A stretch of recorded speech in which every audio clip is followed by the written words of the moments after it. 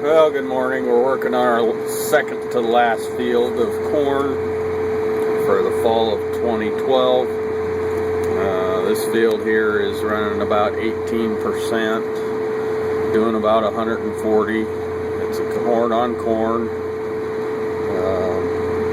This number that's in here hasn't been very good for us this year, but it's doing okay here. Planted late, matured late. Still kind of green if you look at it real close, but